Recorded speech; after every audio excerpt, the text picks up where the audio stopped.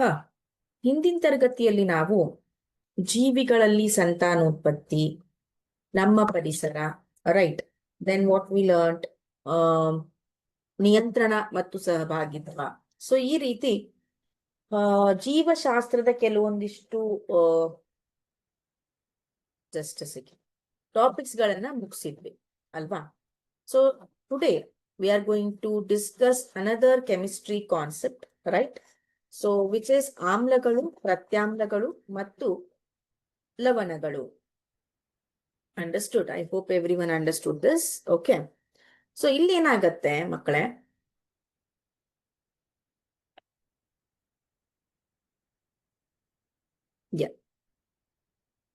ಆಮ್ಲಗಳು, ಪ್ರತ್ಯಾಮ್ಲಗಳು, just a minute, not this.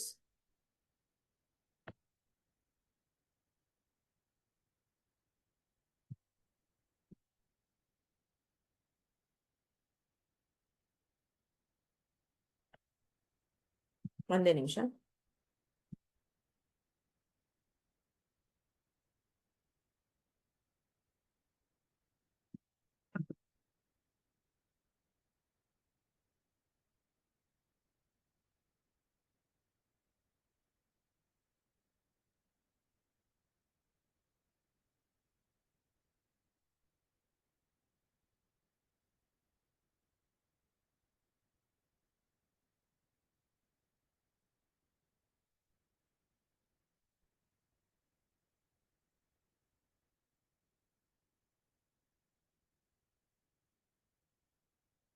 Yeah,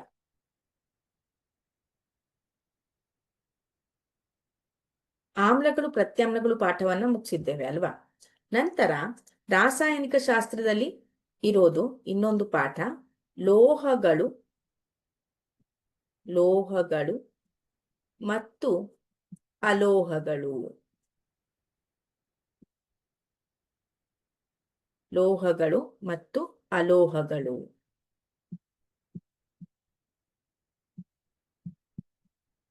okay. So ಈ ಲೋಹಗಳು ಮತ್ತು ಅಲೋಹಗಳು, ಫಾರ್ ಎಕ್ಸಾಂಪಲ್, ಈಗ ಲೋಹಗಳಿಗೆ ನಾವು ಇಂಗ್ಲಿಷ್ ಅಲ್ಲಿ ಮೆಟಲ್ಸ್ ಅಂತ ಕರಿತೀವಿ ಮಕ್ಕಳೇ. ಮೆಟಲ್ಸ್ ಅಂತ ಕರಿತೇವೆ, ರೈಟ್. ಅದಾದ್ಮೇಲೆ ಅಲೋಹಗಳಿಗೆ ನಾವು ಇಂಗ್ಲಿಷ್ ಅಲ್ಲಿ ನಾನ್ ಮೆಟಲ್ಸ್ ಅಂತ ಕರಿತೇವೆ. ಸೊ ಈ ಎರಡು ಲೋಹಗಳು ಮತ್ತು ಅಲೋಹಗಳನ್ನ ನಾವು ನಮ್ಮ ದೈನಂದಿನ ಎಸ್ ಪ್ರದೀಪ್, ಹಲೋ. ಯಾ, ದೈನಂದಿನ ಚಟುವಟಿಕೆಗಳಲ್ಲಿ ತುಂಬಾ ಉಪಯೋಗ ಮಾಡ್ತೇವೆ. ಆದ್ರೆ ಇವು ಲೋಹಗಳು, ಲೋಹಗಳ ಗುಣಗಳೇನು, ಅವುಗಳ ರಾಸಾಯನಿಕ ಗುಣಗಳೇನು, ಭೌತಿಕ ಗುಣಗಳೇನು, ಅದನ್ನ ಈ ಒಂದು ಪಾಠದಲ್ಲಿ ನಾವು ಡೀಟೇಲ್ ಆಗಿ ಕಲಿತೇವೆ. ಓಕೆನಾ. ನೆಕ್ಸ್ಟ್ ಇಲ್ಲೇನಂದ್ರೆ ಅಲೋಹಗಳು. ಲೋಹಗಳು ನಾವು ಸಾಕಷ್ಟು ಯೂಸ್ ಮಾಡ್ತೇವೆ, ಇನ್ಕ್ಲೂಡಿಂಗ್ ಅಲೋಹಗಳನ್ನು ಯೂಸ್ ಮಾಡ್ತೇವೆ.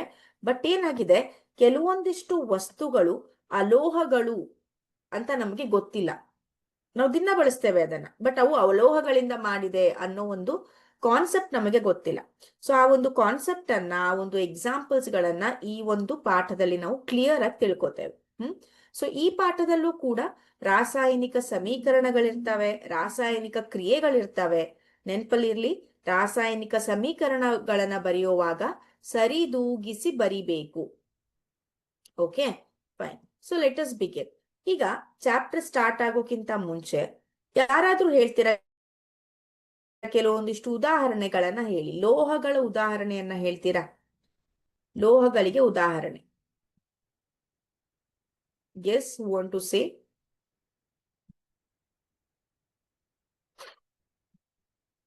ಬೇಗ ಮಕ್ಕಳೇ, ಲೋಹಗಳಿಗೆ ಉದಾಹರಣೆ.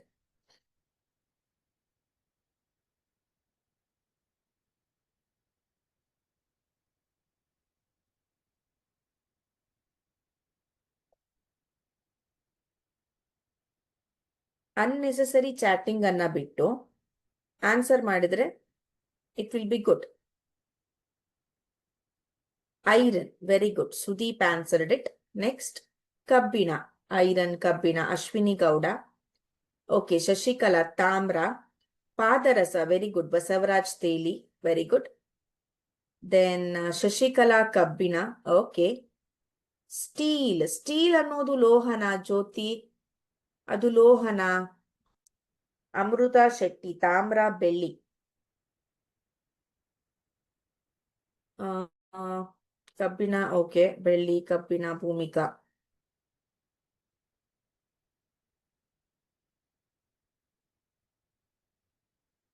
ಎಸ್, ಇಂಗ್ಲಿಷ್ ಮೀಡಿಯಂ, ಇವತ್ತು ಮ್ಯಾಥ್ಸ್ ಕ್ಲಾಸ್ ಇದೆ, ಓಕೆನಾ? Magnesium, very good. ಚಿನ್ನ, Raziya, okay, good, fine. So ಇವೆಲ್ಲವೂ ಕೂಡ ಲೋಹಗಳಿಗೆ ಉದಾಹರಣೆ, ಹೌದಾ? ಸೊ ಈಗ ನೀವೆಲ್ಲರೂ ಹೇಳಿದ್ರಿ ಏನು? ಕಬ್ಬಿಣ ಅಂತ ಹೇಳಿದ್ರಿ,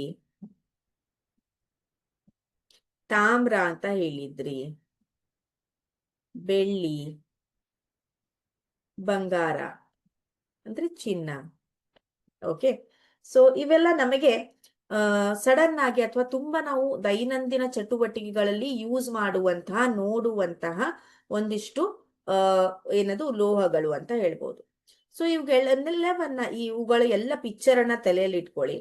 ಇಟ್ಕೊಂಡು ಇವುಗಳ ಭೌತಿಕ ಗುಣವನ್ನ ಹೇಳಿ. ಭೌತಿಕವಾಗಿ ಇವು ಹೇಗಿರ್ತವೆ? ಕಬ್ಬಿಣ ಗಟ್ಟಿ ಇರತ್ತಾ ಅಥವಾ ಬೇಗ ಮುರಿದು ಹೋಗತ್ತಾ? ಹೊಳಿಯತ್ತಾ ಅಥವಾ ಮಂದಾಗಿರತ್ತಾ? ಅಂದ್ರೆ ಹೊಳೆಯುವುದು, ಅಂದ್ರೆ ಪಳಪಳ ಹೊಳೆಯುವುದು, ಶೈನಿಂಗ್ ಬರ್ತಾ ಇರತ್ತಾ ಅಥವಾ ಮಂದವಾಗಿರತ್ತಾ? ಬೇಗ ಬೆಂಡ್ ಈಸಿಯಾಗಿ ಬೆಂಡ್ ಮಾಡ್ಬೋದಾ ಅಥವಾ ತುಂಬಾ ಟಫ್ ಬೆಂಡ್ ಮಾಡೋದು? ಸೊ ಇದನ್ನೆಲ್ಲ ನಾವು ಈ ಭೌತಿಕ ಗುಣಗಳಲ್ಲಿ ನೋಡ್ತೇವೆ. So let us begin now. Yeah, so ಇಲ್ಲಿ ನೋಡಿ, ನಿಮ್ಮ ದೈನಂದಿನ ಜೀವನದಲ್ಲಿ ಬಳಸುವ ಲೋಹಗಳು ಮತ್ತು ಅಲೋಹಗಳನ್ನು ನೋಡಿ. ಸೊ ಇಲ್ಲಿ ನೋಡಿ, ಲೋಹಗಳಲ್ಲಿ brass, bronze, okay. Steel, actually ಇಲ್ಲಿ ಸ್ಟೀಲ್ ಬರಬಾರ್ದು, ಲೋಹ ಅಂತ ಅನ್ಸ್ಕೊಳ್ಳೋದಿಲ್ಲ. It is a mixture of metal and non metal and metal and metal mixture ಅದು. ದೆನ್ ಇದಾದ್ಮೇಲೆ ನಾನ್ ಮೆಟಲ್ಸ್ ಅಂತ ಬಂದಾಗ, ಅಂದ್ರೆ ಅಲೋಹಗಳು ಅಂತ ಬಂದಾಗ, silicon, antimony, sulphur, carbon, nitrogen. So ಇವೆಲ್ಲವೂ ಕೂಡ ಏನಾಗತ್ತೆ? ಅಲೋಹಗಳಿಗೆ ಉದಾಹರಣೆ ಆಗತ್ತೆ.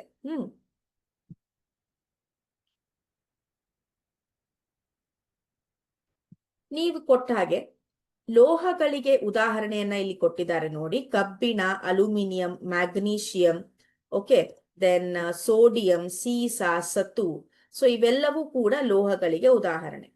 ಒಂದು ಲೋಹಗಳನ್ನ ನೋಡ್ತಾ ಹೋಗಿ ಮಕ್ಕಳೇ. ಇಲ್ಲಿ ನೋಡಿ, ಬಂಗಾರ ಅಥವಾ ಚಿನ್ನ, ಬೆಳ್ಳಿಯನ್ನ ನೋಡಿ, ಅದೇ ರೀತಿ ಇಲ್ಲಿ ಪ್ಲಾಟಿನಂ ಅನ್ನ ನೋಡಿ. ಸೊ ಮೇಲ್ಮೆಯನ್ನ ನೋಡ್ತಾ ಹೋಗಿ. ಅದರ ಮೇಲ್ಮೆಗಳೇನಾಗಿವೆ? ಹೊಳಪಾದ ಮೇಲ್ಮೆ, ಅಂದ್ರೆ ಶೈನಿಂಗ್ ಇರ್ತವೆ ಲೋಹಗಳು ಯಾವಾಗ್ಲೂ. ಕಬ್ಬಿಣವನ್ನ ನೋಡಿ, ಕಬ್ಬಿಣವನ್ನ, ಹೊಸ ಕಬ್ಬಿಣದ ರಾಡ್ ಅನ್ನ ನೋಡಿ, ಹೌದಾ? ಅದು ಬ್ರೌನ್ ಕಲರ್ ಇದ್ರೂ ಕೂಡ ಒಂಥರ ಶೈನಿಂಗ್ ಇರುತ್ತೆ ಅದು, ಹೌದಾ? ಅದೇ ರೀತಿ ತಾಮ್ರದ ಪಾತ್ರೆಗಳನ್ನ, ಈ ಒಂದು ಪಾತ್ರೆಗಳ ಅಂಗಡಿಯಲ್ಲಿ ನೋಡಿ, ಎಷ್ಟು ಪಳಪಳ ಹೊಳಿತಾ ಇರ್ತಾವೆ. ಸೊ ಅದಕ್ಕೆ ಒಂದನೇ ಭೌತಿಕ ಗುಣ ಏನು ಅಂದ್ರೆ, ಎಲ್ಲ ಲೋಹಗಳು ಹೊಳಪಾದ ಮೇಲ್ಮೆಯನ್ನು ಹೊಂದಿದೆ. ಸೊ ಅದಕ್ಕೆ ಇಂಗ್ಲಿಷ್ ಅಲ್ಲಿ ನಾವು ಲಸ್ಚರ್ ಅಂತ ಹೇಳ್ತೇವೆ. ಲಸ್ಟ್ರಸ್ ಅಂದ್ರೆ ಹೊಳಪಾದ ಮೇಲ್ಮೆಯನ್ನ ಹೊಂದಿರತ್ತೆ. ಸಾಮಾನ್ಯವಾಗಿ ಲೋಹಗಳು ಕಠಿಣವಾಗಿರುತ್ತವೆ, ಅಂದ್ರೆ ಹಾರ್ಡ್, ಬೇಗ ಮುರಿಯೋದಕ್ಕಾಗೋದಿಲ್ಲ. ತುಂಬಾ ಶಕ್ತಿಯನ್ನ ಉಪಯೋಗಿಸ್ಬೇಕು, ಬೇರೆ ಒಂದು ಟೆಕ್ನಿಕ್ ಇಂದ ಏನ್ ಮಾಡ್ಬೇಕು, ನಾವು ಅದನ್ನ ಮುರಿಬೇಕಾಗತ್ತೆ. ಸೊ ಆದ್ರಿಂದ ಲೋಹಗಳು ಕಠಿಣವಾಗಿರತ್ತೆ. ಒಂದನೇ ಭೌತಿಕ ಗುಣ ಹೊಳಪಿನ ಮೇಲ್ಮೆಯನ್ನ ಹೊಂದಿರತ್ತೆ. ಎರಡನೇದು ಕಠಿಣವಾಗಿರತ್ತೆ ಅಂತ. ಇನ್ನೊಂದು, ಕೆಲವು ಲೋಹಗಳನ್ನು ಕುಟ್ಟಿ ತೆಳುವಾದ ಹಾಳೆಗಳನ್ನಾಗಿ ಮಾಡಬಹುದಾದ ಗುಣವನ್ನು ಕುಟ್ಯತೆ ಎಂದು ಕರೆಯುತ್ತಾರೆ, ಮ್ಯಾಲಿಯಬಿಲಿಟಿ ಅಂತ. ಸೊ ಫಾರ್ ಎಕ್ಸಾಂಪಲ್, ಈಗ ಹೋಟೆಲಿಗೆ ಹೋಗಿರ್ತೀರ. ಹೋಟೆಲಿಗೆ ಹೋದಾಗ ಅಂದ್ರೆ ಚಪಾತಿ ಅಥವಾ ರೊಟ್ಟಿ ಅಥವಾ ಫ್ರಾಂಕಿ ಅಂತ ತಗೋತೀವಿ. ಸೊ ಅದನ್ನೆಲ್ಲ ಕೊಡುವಾಗ ಅವರು ಯಾವ ರೀತಿ ರ್ಯಾಪ್ ಮಾಡ್ಕೊಡ್ತಾರೆ ನೋಡಿದ್ದೀರಾ? ಗಮನಿಸಿದ್ದೀರಾ? ಯಾವುದರಿಂದ ರ್ಯಾಪ್ ಮಾಡ್ಕೊಡ್ತಾರೆ? ಯಾವುದರಿಂದ ಅದನ್ನ ಸುತ್ತಿ ಕೊಡ್ತಾರೆ? ನ್ಯೂಸ್ ಪೇಪರ್ ಅನ್ನ ಬಿಟ್ಟು ಮತ್ತೆ ಏನೋ ಯೂಸ್ ಮಾಡ್ತಾರೆ. ಯಾವ ರೀತಿ ಇರತ್ತೆ ಅದು? ಏನಂತ ಹೇಳ್ತೀವಿ ಅದಕ್ಕೆ, ಗೊತ್ತಾ ನಿಮ್ಗೆ? Yes, be fast, be fast.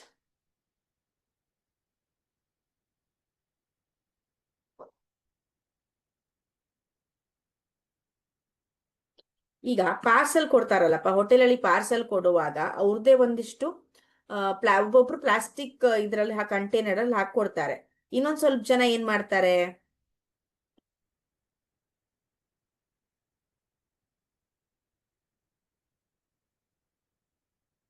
Sure Sudeep, English ಅಲ್ಲಿ ಎಕ್ಸ್ಪ್ಲೇನ್ ಮಾಡ್ತೇನೆ, but this is of Kannada medium session. If I use English extensively ಎಲ್ಲ ಕನ್ನಡ ಮೀಡಿಯಂದವರಿಗೆ ಟರ್ಮಿನಾಲಜೀಸ್ ಅರ್ಥ ಆಗಲ್ಲ. If you want English medium, this lesson will be also taken in English medium.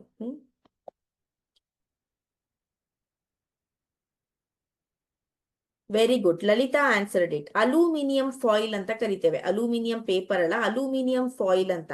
ಅಂದ್ರೆ ಅದರದ್ದು ನೋಡಿದಿರಾ ನೀವು, ಸಿಲ್ವರ್ ಕಲರ್ ಪೇಪರ್ ಇಂದ ರ್ಯಾಪ್ ಮಾಡಿ ಕೊಡ್ತಾರೆ. ಈ ಚಪಾತಿ, ರೋಟಿ ಅದನ್ನೆಲ್ಲ ತಗೊಂಡಾಗ ಸಿಲ್ವರ್ ಕಲರ್ ಪೇಪರ್ ಇಂದ ರ್ಯಾಪ್ ಮಾಡ್ಕೊಡ್ತಾರೆ. ಅದೇ ರೀತಿ ನೀವು ಬೇರೆ ಏನಾದ್ರು ತಗೊಂಡ್ರೆ ಸಿಲ್ವರ್ ಕಲರ್ ಒಂದು ಈ ರೀತಿ ಈ ರೀತಿ ಇರುತ್ತೆ, ರೆಕ್ಟ್ಯಾಂಗ್ಯುಲರ್ ಶೇಪ್ ಅಲ್ಲಿರುವ ಕಂಟೈನರ್ ಅಲ್ಲಿ ಸಿಲ್ವರ್ ಕಲರ್ ಇರುತ್ತೆ. ಬೆಳ್ಳಿ ಬಣ್ಣದ ಪೇಪರ್, ಬೆಸವರಾಜ್, ವೆರಿ ಗುಡ್. ಅದಕ್ಕೆ ನಾವು ಅಲ್ಯೂಮಿನಿಯಂ ಫಾಯಿಲ್ ಅಂತ ಕರಿತೇವೆ, ಫಾಯಿಲ್. ಓಕೆ, ಸೊ ಇಲ್ಲಿ ನೋಡಿ, ಅಲ್ಯೂಮಿನಿಯಂ ಒಂದು ಲೋಹ. ಅದನ್ನ ಎಷ್ಟು ತೆಳುವಾಗಿ, ಆ ಪೇಪರ್ ಅನ್ನ ಮುಟ್ ನೋಡಿ ಮಕ್ಕಳೇ, ಅದು ಎಷ್ಟು ತೆಳುವಾಗಿರತ್ತಂದ್ರೆ, ಅಂದ್ರೆ ಇದೇನ್ ತೋರ್ಸತ್ತೆ, ಆ ಲೋಹಗಳು ಏನಂದ್ರೆ ನೀವು ಅದರ ಮೇಲೆ ಬಲವನ್ನ ಹಾಕಿ ಅದನ್ನ ಕುಟ್ಟಿ ತೆಳುವಾದ ಹಾಳೆಗಳನ್ನ ಮಾಡಬಹುದು. ಈ ಒಂದು ಗುಣವನ್ನ ನಾವು ಲೋಹಗಳಲ್ಲಿ ಮಾತ್ರ ನೋಡ್ತೇವೆ. ನಾವೊಂದು ಎಕ್ಸಾಂಪಲ್ ಕೊಟ್ಟೆ, ಅಲ್ಯೂಮಿನಿಯಂ ಫಾಯಿಲ್ ಅಂತ. ಅದನ್ನ ಜಾಸ್ತಿ ಯೂಸ್ ಮಾಡಬಾರ್ದು. ಇಟ್ ಇಸ್ ಅ ಕಾರ್ಸಿನೋಜೆನಿಕ್, ಅಂದ್ರೆ ಕ್ಯಾನ್ಸರ್ ಕಾಸಿಂಗ್ ಇದು ಇರುತ್ತೆ, ಅದರಲ್ಲಿ ಪ್ರಾಪರ್ಟಿ ಇರುತ್ತೆ. ಸೊ ಪಾರ್ಸಲ್ ಎಲ್ಲ ತಗೊಳ್ಳುವಾಗ ಬೆಟರ್ ನಿಮ್ಮ ಮನೆಯ ಪಾತ್ರೆಗಳನ್ನ, ಡಬ್ಬಿಗಳನ್ನ ತಗೊಂಡು ಹೋಗೋದೇ ಬೆಟರ್. ಓಕೆನಾ? ಸೊ ಇಲ್ಲಿ ನೋಡಿ, ಮಾಡಬಹುದಾದ ಗುಣವನ್ನು ಕುಟ್ಯತೆ ಅಂತ ಕರೆಯುತ್ತಾರೆ. ತುಂಬಾ ತೆಳುವಾಗಿ ನಾವು ಆ ಲೋಹಗಳನ್ನ ಏನು ಮಾಡಬಹುದು, ಶೀಟ್ಸ್ ತರ, ಪೇಪರ್ ತರ ಮಾಡಬಹುದು. ಇನ್ನು ಚಿನ್ನ ಮತ್ತು ಬೆಳ್ಳಿ ಅತಿ ಹೆಚ್ಚು ಕುಟ್ಯತೆ ಗುಣವನ್ನ ಹೊಂದಿರುವ ಲೋಹಗಳು. Very very important. Okay, competitive exam ಅಲ್ಲೂ ಕೇಳ್ತಾರೆ, ಜನರಲ್ ನಾಲೆಜ್ GK ಅಲ್ಲೂ ಕೇಳ್ತಾರೆ, ಕ್ವಿಜ್ ಕಾಂಪಿಟೇಷನ್ ಅಲ್ಲಿ ಕೇಳ್ತಾರೆ. ಅತಿಯಾದ ಕುಟ್ಯತೆಯನ್ನ, ಅಂದ್ರೆ ಹೈಲಿ ಮ್ಯಾಲಿಯೇಬಲ್. ಈಗ ನೋಡಿರ್ತೀರಾ ನೀವು, ಚಿನ್ನದ ಆರ್ನಮೆಂಟ್ಸ್ ಗಳನ್ನ, ಚಿನ್ನದ ಒಡವೆಗಳನ್ನ ನೋಡಿರ್ತಾರೆ, ಎಷ್ಟು ಡಿಸೈನ್ಸ್ ಗಳು ಬಂದಿರ್ತವೆ, ಚಿಕ್ಕ ಚಿಕ್ಕ ಡಿಸೈನ್ಸ್ ಗಳಿರ್ತವೆ, ಹೌದಾ, ತೆಳುವಾದ ಡಿಸೈನ್ಸ್ ಗಳಿರ್ತವೆ. ಸೊ ಯಾಕೆ ಅಂದ್ರೆ ಈ ಚಿನ್ನ ಮತ್ತು ಬೆಳ್ಳಿ ಇದೆ ಅಲ್ವಾ, ಇವುಗಳನ್ನ ನಾವು ಈಸಿಯಾಗಿ ಏನ್ ಮಾಡ್ಬೋದು, ತೆಳುವಾದ ಹಾಳೆಗಳನ್ನಾಗಿ, ತುಂಬಾ ತೆಳುವಾದ ಹಾಳೆಗಳನ್ನಾಗಿ ಮಾಡುವಂತಹ ಪ್ರಾಪರ್ಟಿಯನ್ನ, ಮಾಡುವಂತಹ ಗುಣವನ್ನ ಈ ಚಿನ್ನ ಮತ್ತು ಬೆಳ್ಳಿ ಹೊಂದಿವೆ.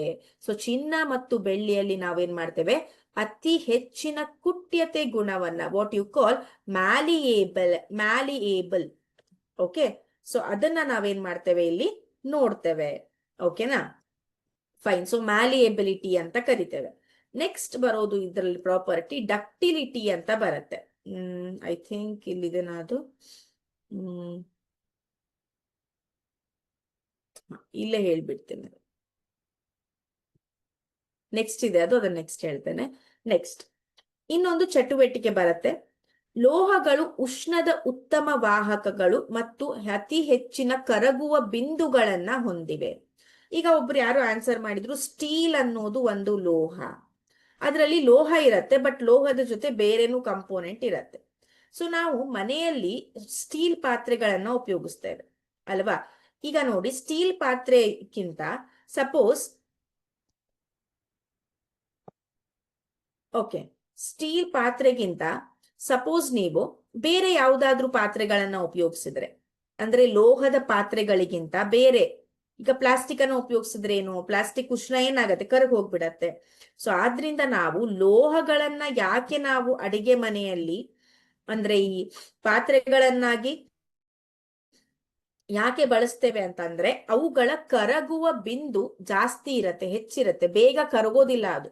ಹೈಯೆಸ್ಟ್ ಟೆಂಪರೇಚರ್ ಅಲ್ಲಿ, ಹೌದಾ, ಹೈಯೆಸ್ಟ್ ಟೆಂಪರೇಚರ್ ಅಲ್ಲಿ ಇಟ್ ವಿಲ್ ಮೆಲ್ಟ್. ಕರಗುವ ಬಿಂದು means we will call it as melting point. Okay, the metals will be having high melting point, ಹೆಚ್ಚಿನ ಕರಗುವ ಬಿಂದುವನ್ನ ಹೊಂದಿರುತ್ತೆ. ಫಾರ್ ಎಕ್ಸಾಂಪಲ್, ಮನೆಯಲ್ಲಿ ಅಮ್ಮನಿಗೆ ಯಾವ ಮಕ್ಕಳು ಸಹಾಯ ಮಾಡ್ತಾರಲ್ಲ, ಫಾರ್ ಎಕ್ಸಾಂಪಲ್ ಏನ್ ಮಾಡಿರ್ತಾರೆ, ಅಮ್ಮ ಸಾರನ್ನ ಅಥವಾ ಸಾಂಬಾರನ್ನ ಮಾಡ್ತಾ ಇರ್ತಾರೆ ಮನೆಯಲ್ಲಿ, ಹೌದಾ. ಸೊ ಸಾಂಬಾರನ್ನ ಮಾಡುವಾಗ ಏನ್ ಮಾಡ್ತಾರೆ, ಒಂದು ಸೌಟನ್ನ, ಅಂದ್ರೆ ಒಂದು ಸ್ಪೂನ್ ಅನ್ನ ಈ ರೀತಿ ಇಟ್ಟಿರ್ತಾರೆ, ಅಂದ್ರೆ ಯಾವಾಗ್ಲಾದ್ರೂ ಕೈ ಆಡಿಸ್ತಾ ಇರ್ಬೇಕು ಅಂತ ಅಲ್ವಾ. ಅಂದ್ರೆ ಭಾಜಿ ಮಾಡುವಾಗ, ಸಾಂಬಾರ್ ಮಾಡುವಾಗ ಇಟ್ಟಿರ್ತಾರೆ. ಅದರ ತುಂಬಾ ಹೊತ್ತು ಹಾಗೆ ಇಟ್ಟು ನೀವು ಹೋಗಿ ಸ್ಪೂನ್ ಹಿಡಿದಾಗ ಏನಾಗತ್ತೆ? ಹೇಗಿರತ್ತೆ ಸ್ಪೂನು ಅಥವಾ ಒಂದು ಸೌಟು ಅಂತ ಏನ್ ಹೇಳ್ತೇವೆ, ಅದು ಹೇಗಿರತ್ತೆ? ಎಸ್. ಬೇಗ ಹೇಳಿ, ಆನ್ಸರಿಗೆ ವೇಟ್ ಮಾಡ್ತಾ ಇದ್ದೀನಿ. Don't waste the time.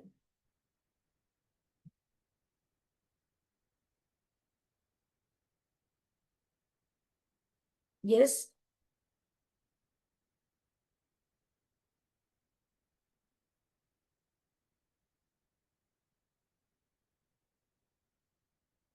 Very good. ಬಿಸಿ ಆಗುತ್ತೆ. Shashikala answered it. ಬಿಸಿ ಆಗಿರತ್ತೆ ಅಲ್ವಾ? ಭಾನುಶ್ರೀ, ಶರ್ಮಿಳಾ, ಹೌದಾ? ಸೊ ಬಿಸಿ ಯಾಕೆ ಆಗತ್ತೆ ಅಂದ್ರೆ ಇಲ್ಲಿನ ಹೀಟ್ ಏನಾಗತ್ತೆ, ಇಲ್ಲಿ ಟ್ರಾನ್ಸ್ಫರ್ ಆಗ್ತಿರತ್ತೆ ಮಕ್ಕಳೇ. ಅಂಡರ್ಸ್ಟುಡ್? ಬಿಸಿ ಇರತ್ತೆ ಅಲ್ವಾ? ಸೊ ಇಲ್ಲಿ ಅದನ್ನೇ ಇಲ್ಲಿ ನಿರೂಪಿಸಿದ್ದಾರೆ ಈ ಚಟುವಟಿಕೆಯಲ್ಲಿ.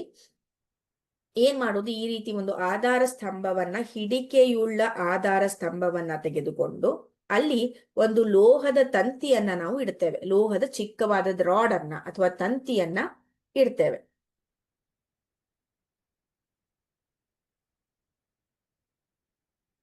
ಓಕೆ. ಸೊ ಲೋಹದ ತಂತಿಯನ್ನ ಇಟ್ಟಾಗ ಏನ್ ಮಾಡ್ತೀವಿ, ಇಲ್ಲಿ ಬರ್ನರ್ ಇಂದ ಏನ್ ಮಾಡ್ತೇವೆ, see if you don't understand the thing, tell me I don't understand and tell me which concept you did not understand. ಸುಮ್ನೆ ಅಗೇನ್ ಐ ಡೋಂಟ್ ಅಂಡರ್ಸ್ಟ್ಯಾಂಡ್, ನಿಮ್ ಸ್ಪೆಲ್ಲಿಂಗ್ ಸಹಿತ ಸರಿಯಾಗಿರಲ್ಲ ಕಮೆಂಟ್ ಅಲ್ಲಿ. ಏನ್ ಅಂಡರ್ಸ್ಟ್ಯಾಂಡ್ ಆಗಿದೆ ಅಂತ ಹೇಳೋದಿಲ್ಲ, ಆಗ್ತಿದೆ ಆಗಲ್ಲ ಅಂತಾನು ಹೇಳೋದಿಲ್ಲ. Your comment should be proper whenever you are commenting or whenever you want, you are messaging to a teacher or a faculty. Okay. So ಲೋಹದ ತಂತಿ, ಇಲ್ಲಿ ಬರ್ನರ್ ಇಂದ ಏನ್ ಮಾಡ್ತಾ ಇದೀವಿ, we are heating this metal wire, ಹೌದಾ? So ಅವಾಗ ಏನ್ ಮಾಡ್ತೀವಿ, ನಾವು ಇಲ್ಲಿ ಬಿಸಿ ಮಾಡ್ತಾ ಇದ್ದೇವೆ. ಸೊ ಇಲ್ಲಿ ಬಿಸಿ ಆಗಿರ್ಬೇಕು. ಇಲ್ಲಿ ಅದರ ತುದಿ ಇದೆ. ಸೊ ಇಲ್ಲಿ ನಾವೇನ್ ಮಾಡಿದ್ದೇವೆ, ಮೇಣವನ್ನ ಹಾಕಿದ್ದೇವೆ. ಮೇಣ, wax, what we call wax. ಮೇಣದ ಬತ್ತಿ ಮಾರ್ತಾರಲ್ವಾ, ಮೇಣ. ಸೊ ಆ ವ್ಯಾಕ್ಸ್ ಅನ್ನ ಹಚ್ಚಿದ್ದೇವೆ ಇಲ್ಲಿ. ಓಕೆನಾ?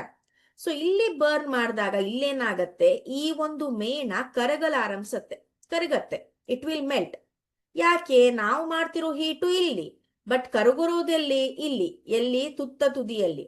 ಯಾಕೆ ಅಂದ್ರೆ ಇಲ್ಲಿಂದ ಇಲ್ಲಿ ಏನಾಗತ್ತೆ, ಹೀಟ್ ಟ್ರಾನ್ಸ್ಫರ್ ಆಗ್ತಾ ಇರತ್ತೆ. ಸೊ ಆದ್ರಿಂದ ನಾವೇನಂತೇವೆ, ಲೋಹಗಳು ಉಷ್ಣದ ಉತ್ತಮ ವಾಹಕಗಳು ಅಂತ ಹೇಳ್ತೇವೆ. ಅಂದ್ರೆ ಇಂಗ್ಲಿಷ್ ಅಲ್ಲಿ ಥರ್ಮಲ್ ಕಂಡಕ್ಟರ್ಸ್ ಅಂತ. ಅಂದ್ರೆ ಉಷ್ಣವನ್ನ ಅವು ಏನ್ ಮಾಡ್ತವೆ, ಕಂಡಕ್ಟ್ ಮಾಡ್ತವೆ. ವಾಹಕಗಳು ಉಷ್ಣವನ್ನ ಅವುಗಳ ಒಳಗೆ ಹರಿವು ಬಿಡ್ತವೆ. ಸೊ ಉಷ್ಣದ ಉತ್ತಮ ವಾಹಕಗಳು ಯಾವುದು? ನಮ್ಮ ಲೋಹಗಳು. ಯಾಕೆ? ಯಾಕೆ ಅಂದ್ರೆ ಅವುಗಳ ಕರಗುವ ಬಿಂದು ಅಂತ ಏನ್ ಹೇಳ್ತೇವೆ, ಮೆಲ್ಟಿಂಗ್ ಪಾಯಿಂಟ್ ಅಂತ ಏನ್ ಹೇಳ್ತೇವೆ, ಅದು ಜಾಸ್ತಿ ಇರತ್ತೆ. ಬೇಗ ಕರಗೋದಿಲ್ಲ, ಅದು ಬಿಸಿ ಮಾಡಿದ ತಕ್ಷಣ ಕರಗೋದಿಲ್ಲ ಯಾವುದೇ ಒಂದು ಲೋಹ. ಆದ್ರಿಂದ ಅವು ಉಷ್ಣದ ಉತ್ತಮ ವಾಹಕಗಳಾಗಿದ್ದು ಅವುಗಳನ್ನ ನಾವು ಅಡುಗೆ ಮನೆಯಲ್ಲೂ ಕೂಡ ಬಳಸ್ತೇವೆ. ನೆಕ್ಸ್ಟ್, ಈಗ ನಿಮ್ಮ ಮನೆಗಳಲ್ಲಿನ ವಿದ್ಯುತ್ ತಂತಿಗಳು ಅವಾಹಕ ವಸ್ತುಗಳ ಹೊದಿಕೆಯಿಂದ ಏಕೆ ಆವೃತ್ತವಾಗಿರ್ತದೆ? ಸೊ ಮನೆಯಲ್ಲಿ ವಯರ್ಸ್ ಇರ್ತವೆ, ಹೌದಾ? ಇದು ನಮ್ಮ ವಯರ್ಗಳು. ಇವು ಲೋಹಗಳಿಂದ, ಯೂಶ್ವಲಿ ತಾಮ್ರದಿಂದ ಮಾಡಲ್ಪಟ್ಟಿರ್ತವೆ. ತಾಮ್ರ, ರೈಟ್? ಸೊ ತಾಮ್ರ, ಕಾಪರ್ ವಯರ್ಸ್ ಅಂತ ಕರಿತೇವೆ ಅಲ್ವಾ? ಸೊ ತಾಮ್ರದಿಂದ ಮಾಡಲ್ಪಟ್ಟಿರ್ತವೆ. ಸೊ ಈ ತಾಮ್ರದ ಮೇಲೆ ಅಂದ್ರೆ ಮೇಲ್ ಹೊದಿಕೆ ಅಲ್ಲಿ ಏನು ಅವಾಹಕ ವಸ್ತುಗಳಿಂದ ಆ ವಯರ್ ಅನ್ನ ಸುತ್ತಿರ್ತಾರೆ.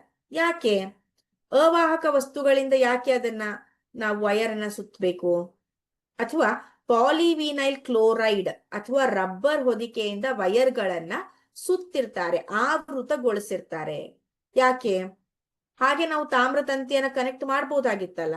ಯಾಕೆ ನಾವು ಅಲ್ಲಿ PVC ಅಥವಾ ರಬ್ಬರ್ ಹೊದಿಕೆಯನ್ನ ಹೊದಿಸಿದ್ದೇವೆ? Yes, anyone please?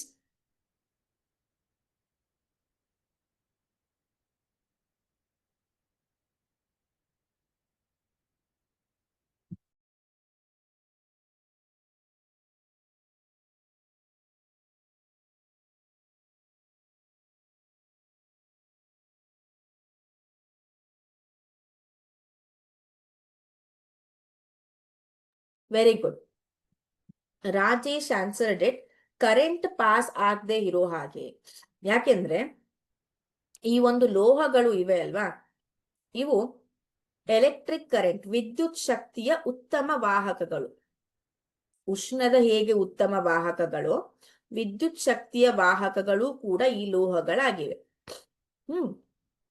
ಸೊ ಇವೇನ್ ಮಾಡ್ತವೆ, ಈ ವಿದ್ಯುತ್ ಶಕ್ತಿ ವಾಹಕಗಳು, ನೀವು ಡೈರೆಕ್ಟ್ ಆಗಿ ತಾಮ್ರವನ್ನ ಕನೆಕ್ಟ್ ಮಾಡಿದಾಗ ಆ ತಾಮ್ರವನ್ನ ಬೈ ಮಿಸ್ಟೇಕ್ ಆಗಿ ನೀವು ಹಿಡಿದಾಗ ಶಾಕ್ ಹೊಡೆಯುವಂತಹ ಸಾಧ್ಯತೆ ಇರುತ್ತೆ. ಆದ್ರಿಂದ ಆ ವೈರ್ಸ್ ಗಳನ್ನ ಏನ್ ಮಾಡ್ತಾರೆ, ಪ್ಲಾಸ್ಟಿಕ್ ಹೊದಿಕೆಗಳಿಂದ, ಅಂದ್ರೆ ಈ ಪಾಲಿವಿನೈಲ್ ಕ್ಲೋರೈಡ್ ಅಥವಾ ರಬ್ಬರ್ ಹೊದಿಕೆಯಿಂದ ಏನ್ ಮಾಡ್ತಾರೆ, ಆವೃತಗೊಳಿಸ್ತಾರೆ, ಸರೌಂಡ್ ಮಾಡ್ತಾರೆ. ಹೌದಾ? ಸೊ ಆದ್ರಿಂದ ಏನಾಗತ್ತೆ, ನಿಮಗೆ ಕರೆಂಟ್ ಹೊಡೆಯೋದಿಲ್ಲ. ಸೊ ಇದು ನಮಗೆ ಏನ್ ಸೂಚಿಸತ್ತೆ ಅಂದ್ರೆ, ಲೋಹಗಳು ವಿದ್ಯುತ್ ವಾಹಕಗಳು ಅನ್ನೋದನ್ನು ಕೂಡ ಸೂಚಿಸತ್ತೆ. ನೆಕ್ಸ್ಟ್,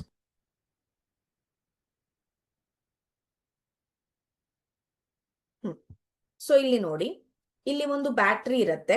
ಬ್ಯಾಟ್ರಿ ಒಂದ್ ಎಂಡ್ ಅನ್ನ ಬಲ್ಬಿಗೆ ಅಟ್ಯಾಚ್ ಮಾಡ್ತೀರಾ, ಬಲ್ಬಿನ ಇನ್ನೊಂದ್ ಎಂಡ್ ಅನ್ನ ಸ್ವಿಚ್ಗೆ, ಆಮೇಲೆ ಸ್ವಿಚ್ನ ಇನ್ನೊಂದ್ ಎಂಡ್ ಅನ್ನ ಈ ರೀತಿ ಕ್ಲಿಪ್ ಗಳನ್ನ ಬಿಟ್ಟಿರ್ತೀರ. ಸೊ ಈ ಕ್ಲಿಪ್ ಗಳ ನಡುವೆ ಯಾವುದಾದರೂ ಲೋಹವನ್ನ ಇಡ್ತೀರಾ, ಕಬ್ಬಿಣ, ಅಲ್ಯೂಮಿನಿಯಂ, ಕಾಪರ್ ಅಂದ್ರೆ ತಾಮ್ರ, ಮ್ಯಾಗ್ನೀಷಿಯಂ. ಸೊ ಈ ಲೋಹಗಳನ್ನ ಇಡ್ತೀರಾ. ಸೊ ಈ ಲೋಹಗಳನ್ನ ಇಟ್ಟಾಗ ಬಲ್ಬ್ ಹೊತ್ಕೋತು ಅಂದ್ರೆ, ಬಲ್ಬು ಹತ್ತಿತು ಅಂದ್ರೆ, ಗ್ಲೋ ಆಯ್ತು ಅಂತ ಅಂದ್ರೆ ಅದೇನ್ ಗೊತ್ತಾಗತ್ತೆ, ಆ ಒಂದು ಲೋಹ ಉತ್ತಮ ವಾಹಕ, ವಿದ್ಯುತ್ ಶಕ್ತಿಯ ಉತ್ತಮ ವಾಹಕ ಅನ್ನೋದು ಗೊತ್ತಾಗತ್ತೆ. ನೆಕ್ಸ್ಟ್, ಈಗ ಶಾಲೆಗಳು ಇನ್ನೇನು ನಾಳೆಯಿಂದ ಅಥವಾ ಇವತ್ತಿಂದ ಸ್ಟಾರ್ಟ್ ಆಯ್ತು ಅಂತ ತಿಳ್ಕೊತಾರೆ. ಐ ಥಿಂಕ್ ನಾಳೆಯಿಂದ ಸ್ಟಾರ್ಟ್ ಆಗತ್ತೆ ಶಾಲೆಗಳು. ಹೌದಾ? ಸೊ ಇಲ್ಲಿ ಶಾಲಾ ಗಂಟೆಗಳನ್ನ ನೀವು ನೋಡಿರ್ತೀರ, ಅವು ಲೋಹಗಳಿಂದ ಯಾಕೆ ಮಾಡಿರ್ತಾರೆ? ಕಟ್ಟಿಗೆಯನ್ನ ಯೂಸ್ ಮಾಡಬಹುದಲ್ವಾ, ಲೋಹಗಳನ್ನೇ ಯಾಕೆ ಯೂಸ್ ಮಾಡ್ತಾರೆ? ಪ್ಲಾಸ್ಟಿಕ್ ಅನ್ನ ಯೂಸ್ ಮಾಡಬಹುದು. ಯಾಕೆ ಲೋಹದ ಗಂಟೆಗಳನ್ನ ಯೂಸ್ ಮಾಡ್ತಾರೆ? ಯಾರು ಹೇಳ್ತೀರಾ?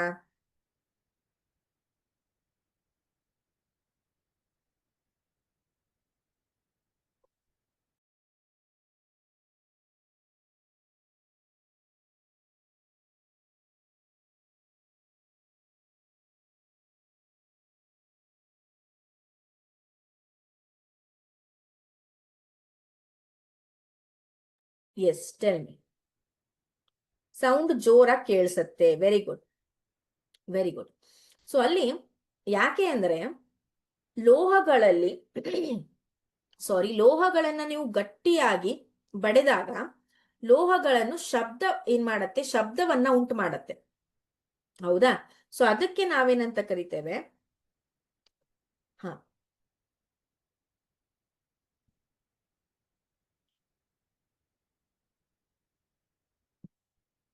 ಓಕೆ. ಸೊ ಲೋಹಗಳು ಶಬ್ದವನ್ನ ಉಂಟು ಮಾಡುತ್ತೆ. ಸೊ ಅದಕ್ಕೆ ನಾವು ಶಬ್ದ ಪ್ರಸರಣ ಅಂತ ಕರಿತೇವೆ. ಶಬ್ದ ಪ್ರಸರಣ, ಮಹಾಲಕ್ಷ್ಮಿ, ಎಕ್ಸಾಕ್ಟ್ಲಿ, ಶಬ್ದ ಪ್ರಸರಣ ಅಂತ ಕರಿತೇವೆ. ನಾಳೆಯಿಂದ ಆನ್ಲೈನ್ ಕ್ಲಾಸ್ ಇರತ್ತೆ. ಇನ್ನೊಂದು ಒಂದು ವಾರದಲ್ಲಿ ಆನ್ಲೈನ್ ಕ್ಲಾಸ್ ಮುಗಿಯತ್ತೆ. ಸೊ ಇದು ಲೋಹದ ಇನ್ನೊಂದು ಭೌತಿಕ ಗುಣ. ಸೊ ಇಲ್ಲಿ ನೋಡಿ, ಸೊ ಅದಕ್ಕೆ ನಾವೇನಂತ ಕರಿತೇವೆ, ಲೋಹಗಳನ್ನು ಒಂದು ಗಟ್ಟಿಯಾದ ಮೇಲ್ಮೆಗೆ ಬಡಿದಾಗ ಶಬ್ದ ಉಂಟು ಮಾಡುವ ಲೋಹಗಳ ಗುಣವನ್ನ ಶಾಬ್ದನ. ಏನು ಶಾಬ್ದನ ಅಂದ್ರೆ, ಲೋಹಗಳು ಒಂದು ಗಟ್ಟಿಯಾದ ಮೇಲ್ಮೆಗೆ ಬಡಿದಾಗ ಏನಾಗತ್ತೆ, ಶಬ್ದವನ್ನ ಉಂಟು ಮಾಡ್ತವೆ. ಸೊ ಆ ಗುಣವನ್ನ ನಾವು ಶಾಬ್ದನ, ಇಂಗ್ಲಿಷ್ ಅಲ್ಲಿ we will call it as sonorous, sound producing, sonorous. Okay. So ಇದು ಲೋಹಗಳ ಭೌತ ಗುಣ. ಇನ್ನು ಪಾದರಸವನ್ನು ಹೊರತುಪಡಿಸಿ, ಪಾದರಸ ಅಂದ್ರೆ ಏನು, ಯಾರಾದ್ರೂ ಹೇಳ್ತೀರಾ? ಇಂಗ್ಲಿಷ್ ಅಲ್ಲಿ ಪಾದರಸಕ್ಕೆ ಏನಂತ ಕರಿತೇವೆ ನಾವು? S,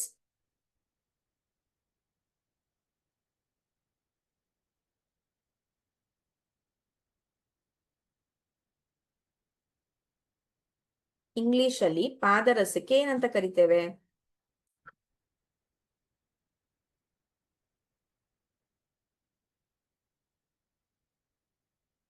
Bhoomika, very good. Mercury ಅಂತ ಕರಿತೇವೆ. ಎಲ್ಲಿ ಯೂಸ್ ಮಾಡ್ತೇವೆ ಮರ್ಕ್ಯೂರಿಯನ್ನ? ಮರ್ಕ್ಯೂರಿಯನ್ನ ಎಲ್ಲಿ ಯೂಸ್ ಮಾಡ್ತೇವೆ?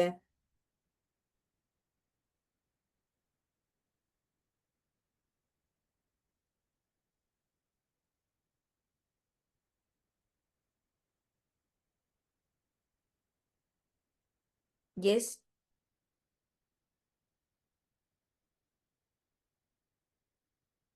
ಮರ್ಕ್ಯೂರಿ ಅಂತ ಕರೀತಾರೆ. ಎಲ್ಲಿ ಯೂಸ್ ಮಾಡ್ತೇವೆ ಈ ಮರ್ಕ್ಯೂರಿಯನ್ನ? ಎಸ್, ದ್ರವ ರೂಪದ ಲೋಹ ಅದು. Very good, Rahul answered it. It is used in thermometer ಅಲ್ಲಿ ಯೂಸ್ ಮಾಡ್ತೇವೆ. ಈಗ ಎಲೆಕ್ಟ್ರಿಕ್ ಮೀಟರ್ಸ್ ಗಳು ಬಂದಿದ್ದಾವೆ, ಬ್ಯಾಟ್ರಿ ಮೂಲಕ ಥರ್ಮೋಮೀಟರ್ ಇರುತ್ತೆ, ಅದರಿಂದ ಮೆಷರ್ ಮಾಡ್ತಾರೆ. ಬಟ್ ಯೂಶ್ವಲಿ ಥರ್ಮೋಮೀಟರ್ ಅಲ್ಲಿ ಮರ್ಕ್ಯೂರಿ, ರೆಡ್ ಕಲರ್ ಲೈನ್ ಸಿಗತ್ತೆ ನಿಮಗೆ, ಅದು ನಮ್ಮ ಮರ್ಕ್ಯೂರಿ. ಸೊ ಈ ಪಾದರಸನ ಬೇರೆ ಬೇರೆ ಕಡೆನೂ ಕೂಡ ನಾವು ಯೂಸ್ ಮಾಡ್ತೇವೆ. ಫೈನ್. ಸೊ ಇಲ್ಲಿ ಕೊಠಡಿಯ ಉಷ್ಣತೆಯಲ್ಲಿ, ಅಂದ್ರೆ ಈಗ ನಮ್ಮ ಕೊಠಡಿಯ ಉಷ್ಣತೆ ಯೂಶ್ವಲಿ ನಾರ್ಮಲ್ ಆಗಿ ಕೊಠಡಿಯ ಉಷ್ಣತೆ 25ರಿಂದ 27 ಡಿಗ್ರಿ ಸೆಲ್ಸಿಯಸ್ ಇರುತ್ತೆ. ಸೊ ಕೊಠಡಿಯ ಉಷ್ಣತೆಯಲ್ಲಿ ಏನಿರತ್ತೆ, ಪಾದರಸ ದ್ರವ ರೂಪದಲ್ಲಿರತ್ತೆ. ಇದು ಒಂದೇ ಒಂದು ಮೆಟಲ್, ಲೋಹ ದ್ರವ ರೂಪದಲ್ಲಿದೆ.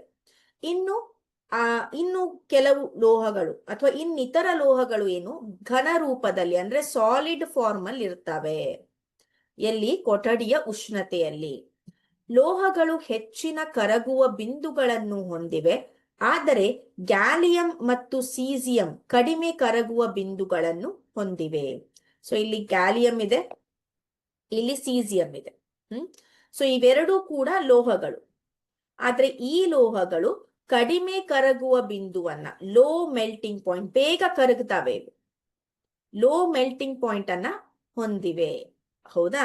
ಸೊ ಇಲ್ಲಿ ನೋಡಿ, ಯಾಕೆ ಘನ ರೂಪದಲ್ಲಿ ಇರ್ತವೆ ಅಂತಂದ್ರೆ ಅವುಗಳಿಗೆ ಹೆಚ್ಚಿನ ಉಷ್ಣ ಬೇಕು, ಕರಗುವ ಬಿಂದು ಜಾಸ್ತಿ ಇದೆ.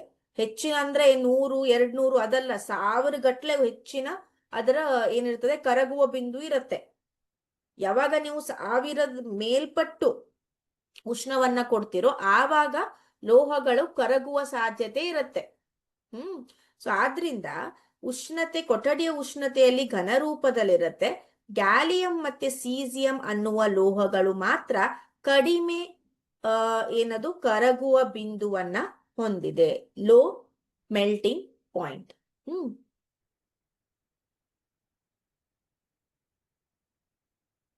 ನೆಕ್ಸ್ಟ್, ಕ್ಷಾರ ಲೋಹಗಳು. Lithium, sodium, potassium. ಸೊ ಈ ಲೋಹಗಳು ಏನಿರ್ತವೆ, ಮೃದುವಾಗಿರ್ತವೆ ಬೇಗ. ಸೊ ಇವುಗಳನ್ನ ನೀವೇನ್ ಮಾಡ್ಬೋದು, ಈಸಿಯಾಗಿ ಚಾಕುವಿನಿಂದ ಅಥವಾ ಕೈಯಿಂದ ಏನ್ ಮಾಡ್ಬೋದು, ಕೈಯಿಂದ ಯೂಸ್ ಮಾಡಬಾರ್ದು, ಕತ್ತರಿಸಬಹುದು. ಹೌದಾ? ಇವುಗಳು ಕಡಿಮೆ ಸಾಂದ್ರತೆ ಮತ್ತು ಕಡಿಮೆ ಕರಗುವ ಬಿಂದುವನ್ನ ಹೊಂದಿದೆ. ಯಾವ್ಯಾವು? ಲಿಥಿಯಂ, ಸೋಡಿಯಂ ಮತ್ತು ಪೊಟ್ಯಾಷಿಯಂ. ಆದ್ರಿಂದ ಸೋಡಿಯಂ ಅನ್ನ ನಾವು ಕೆರೋಸಿನ್ ಅಂದ್ರೆ ಸೀಮೆ ಎಣ್ಣೆಯಲ್ಲಿ ಸಂಗ್ರಹಿಸಿಡ್ತೇವೆ. ಸೋಡಿಯಂ ಅನ್ನ ಹೀಗೆ ಮೇಲ್ಗಡೆ ಎಲ್ಲಾದ್ರೂ ಹಾಗೆ ಇಡೋದಿಲ್ಲ, ಅದನ್ನ ಕೆರೋಸಿನ್ ಅಲ್ಲಿ ಹಾಕಿ ಇಟ್ಟಿರ್ತೇವೆ. ಅದೇ ರೀತಿ ಪೊಟ್ಯಾಷಿಯಂ ಅನ್ನ ನೀರಿನಲ್ಲಿ ಇಟ್ಟಿರ್ತೇವೆ. ಯಾಕೆಂದ್ರೆ ಅವುಗಳು ತುಂಬಾ ಕಡಿಮೆ ಕರಗುವ ಬಿಂದುವನ್ನ ಹೊಂದಿರ್ತದೆ. ಅದೇ ರೀತಿ ತುಂಬಾ ರಿಯಾಕ್ಟಿವ್, ಬೇಗ ಕ್ರಿಯಾಶೀಲತೆ ಅವುಗಳದ್ದು ತುಂಬಾ ಜಾಸ್ತಿ ಇರತ್ತೆ. Okay, next.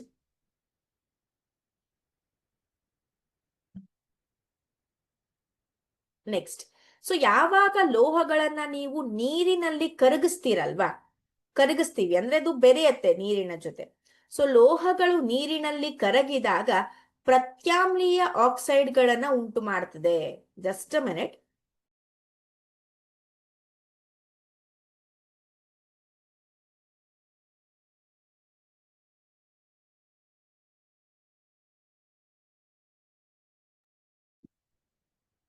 ಲೋಹಗಳು ನೀರಿನಲ್ಲಿ ಕರಗಿದಾಗ ಏನ್ ಮಾಡತ್ತೆ, ಪ್ರತ್ಯಾಮ್ಲೀಯ ಆಕ್ಸೈಡ್ಗಳನ್ನ ಉಂಟು ಮಾಡುತ್ತೆ. ಪ್ರತ್ಯಾಮ್ಲೀಯ ಆಕ್ಸೈಡ್ಗಳಂದ್ರೆ ಅವು ಏನಿರ್ತವೆ, ಅವುಗಳಲ್ಲಿ ನೀವು ರೆಡ್ ಲಿಟ್ಮಸ್ ಪೇಪರ್ ಅನ್ನ ಇಟ್ರೆ ಅವು ಬ್ಲೂ ಲಿಟ್ಮಸ್ಗೆ ಏನಾಗತ್ತೆ, ಚೇಂಜ್ ಆಗತ್ತೆ. ಸೊ ಅದು ಪ್ರತ್ಯಾಮ್ಲೀಯ ಆಕ್ಸೈಡ್ಗಳು. ಓಕೆ, ಸೊ ಈಗ ಲೋಹಗಳ ಭೌತ ಗುಣವನ್ನ ಕಲಿತ್ವಿ ನಾವು ಅಲ್ವಾ? ಈಗ ಒಂದೊಂದಾಗಿ ಹೇಳಿ.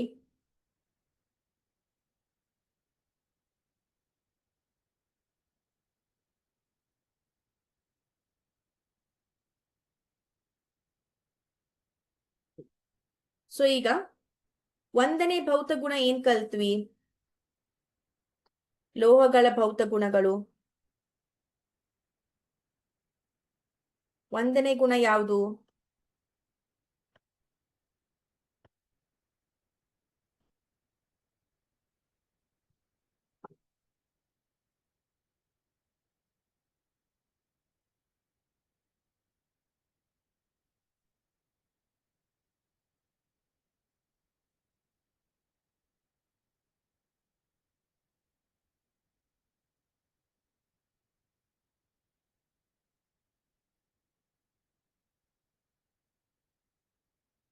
ಲೋಹಗಳು ಹೊಳೆಯುತ್ತವೆ. Very good.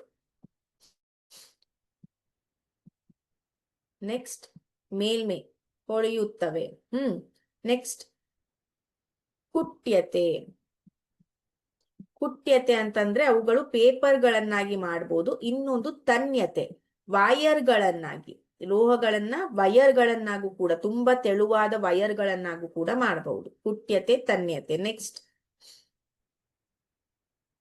ಹೊಳೆಯುತ್ತವೆ ಆಯ್ತು, ಕುಟ್ಯತೆ ಆಯ್ತು, ತನ್ಯತೆ ಆಯ್ತು. ಮತ್ತೆ ವೆರಿ ಗುಡ್ ಅಮೃತ. ಲೋಹಗಳು ಕಠಿಣವಾಗಿರ್ತವೆ, ಕಠಿಣವಾಗಿರುತ್ತವೆ, ಹಾರ್ಡ್. ನೆಕ್ಸ್ಟ್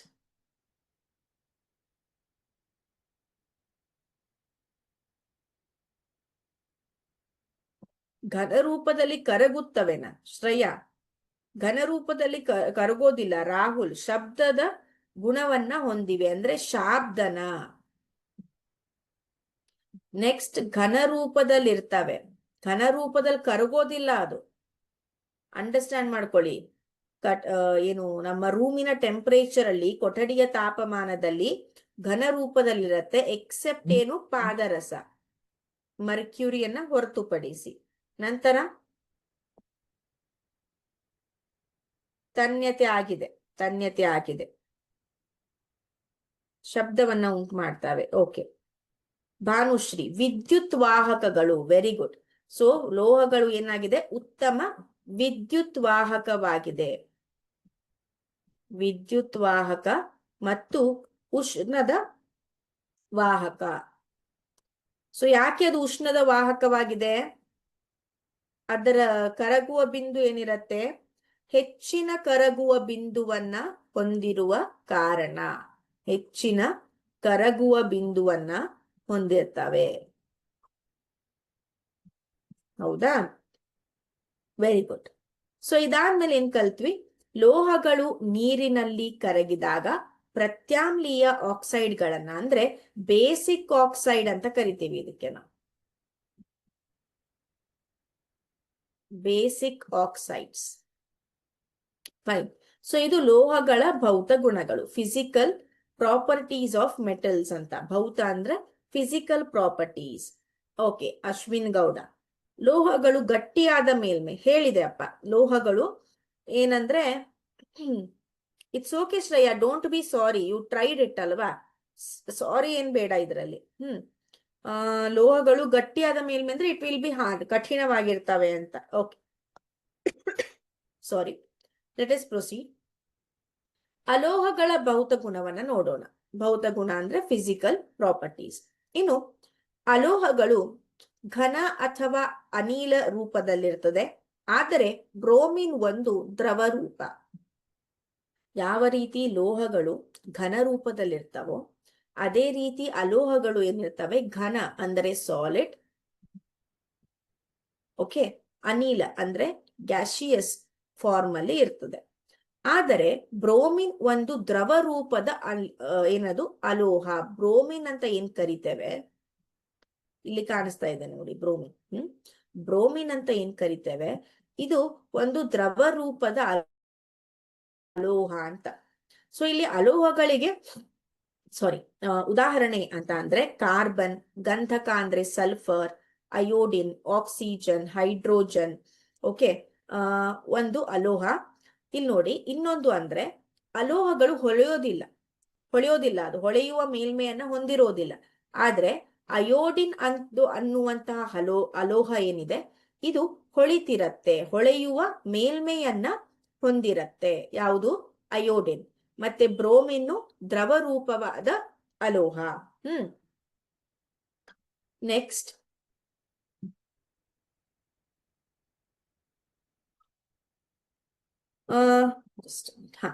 ಕಾರ್ಬನ್ ವಿಭಿನ್ನ ರೂಪದಲ್ಲಿ ದೊರೆಯುವ ಒಂದು ಅಲೋಹ. ಕಾರ್ಬನ್ಗೆ ರೂಪಗಳು ತುಂಬಾ, ಓಕೆ, ಸೊ ಅದು ತುಂಬಾ ಅನೇಕ ರೂಪಗಳನ್ನ ಹೊಂದಿದೆ, ಆದ್ದರಿಂದ ಅದಕ್ಕೆ ಬಹುರೂಪ ಎನ್ನುವರು.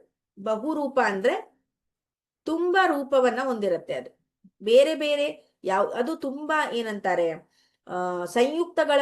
ಸಂಯುಕ್ತಗಳನ್ನ ಮಾಡುವಂತಹ ಕೆಪಾಸಿಟಿಯನ್ನ ಹೊಂದಿದೆ ಕಾರ್ಬನ್. ಅದನ್ನ ನಾವು ಕಾರ್ಬನ್ ಮತ್ತು ಸಂಯುಕ್ತಗಳು ಆ ಒಂದು ಪಾಠದಲ್ಲಿ ನೋಡ್ತೇವೆ. ಬಹುರೂಪ. ಇನ್ನು ವಜ್ರ ಇಂಗಾಲದ ಒಂದು ಬಹುರೂಪ. ಅಂದ್ರೆ ವಜ್ರ ಅನ್ನೋದೇನಿದೆ, ಈ ವಜ್ರ ಇದು ಕೂಡ ಕಾರ್ಬನ್ನಿನ ಬಹುರೂಪ. ಇದು ನೈಸರ್ಗಿಕವಾಗಿ ಅತಿ ಕಠಿಣವಾದ ವಸ್ತು. ವೆರಿ ವೆರಿ ಇಂಪಾರ್ಟೆಂಟ್ ಕಾಂಪಿಟೇಟಿವ್ ಎಕ್ಸಾಮ್ಗೆ ಅಥವಾ ನಿಮ್ಮ ಜನರಲ್ ನಾಲೆಡ್ಜ್ ಟೆಸ್ಟ್ ಏನಂತ ಹೇಳ್ತೀವಿ ಅಲ್ಲಿ ಕ್ವಿಜ್ ಅಲ್ಲಿ ಕಾಂಪಿಟೇಟಿವ್ಗೆ. ಆ ಕಠಿಣವಾಗಿ ನೈಸರ್ಗಿಕವಾದಂತಹ ವಸ್ತು ಯಾವುದು? ವಜ್ರ. ಹಾಗೂ ಇದು ಅತಿ ಹೆಚ್ಚಿನ ಕರಗುವ ಬಿಂದು ಮತ್ತು ಕುದಿ ಬಿಂದುವನ್ನ ಹೊಂದಿದೆ. ಗ್ರಾಫೈಟ್ ಅನ್ನೋದೇನಿದೆ ಇಲ್ಲಿ ನೋಡ್ತಾ ಇದ್ದೀರಲ್ಲ, ಗ್ರಾಫೈಟ್ ಇದು ಕೂಡ ಕಾರ್ಬನ್ನಿನ ಇನ್ನೊಂದು ಬಹುರೂಪ. ಇದು ವಿದ್ಯುತ್ತಿನ ಉತ್ತಮ ವಾಹಕವಾಗಿದೆ. ಯೂಶ್ವಲಿ ಅಲೋಹಗಳು ಉತ್ತಮ ವಾಹಕಗಳಾಗಿರೋದಿಲ್ಲ. ಆದ್ರೆ ಎಕ್ಸೆಪ್ಷನ್ ಏನು ಅಂದ್ರೆ ಗ್ರಾಫೈಟ್ ಅನ್ನೋ ಅಲೋಹ ಏನಿದೆ ಇದು ಏನಾಗಿದೆ, ವಿದ್ಯುತ್ತಿನ ಉತ್ತಮ ವಾಹಕ.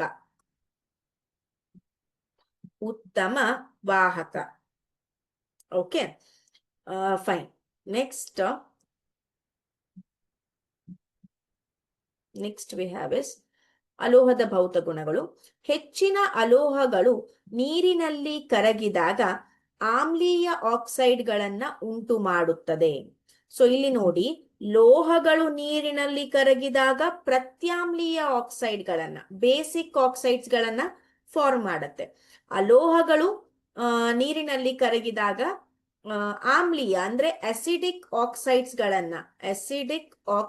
ಗಳನ್ನ ಉಂಟು ಮಾಡುತ್ತೆ. ಸೊ ಇಲ್ಲಿ ನೋಡಿ, ಇಲ್ಲಿ ಏನ್ ಕಾಣಿಸ್ತಾ ಇದೆ ಅಲ್ವಾ, ಇವೆಲ್ಲ ಲೋಹಗಳು, ಮೆಟಲ್ಸ್.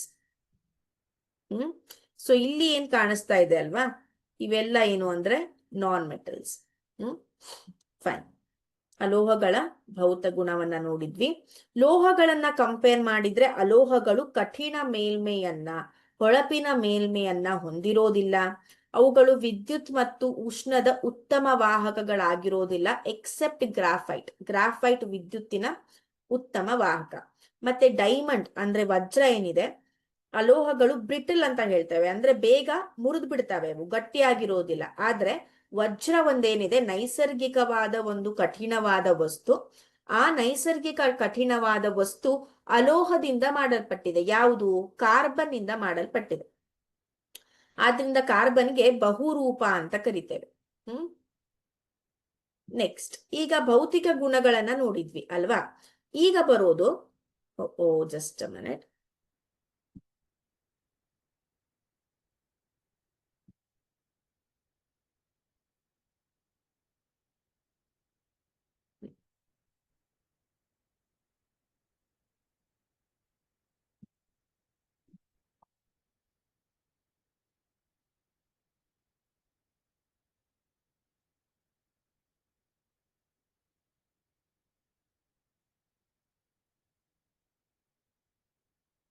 ಓಕೆ, ಸೊ ಲೋಹಗಳು ರಾಸಾಯನಿಕ ಗುಣಗಳು.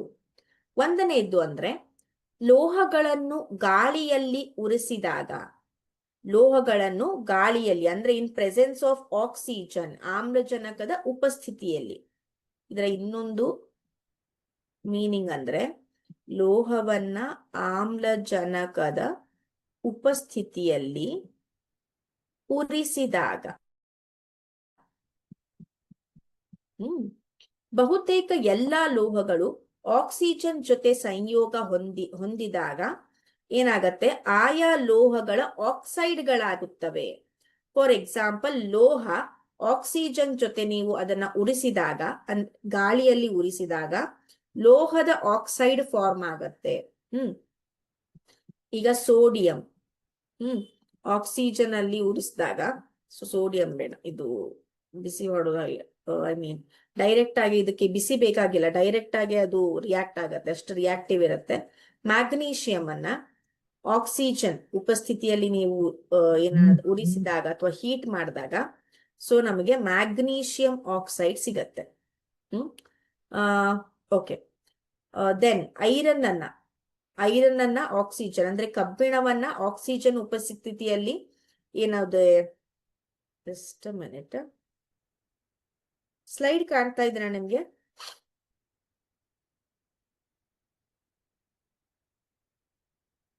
I think slide is not visible for you.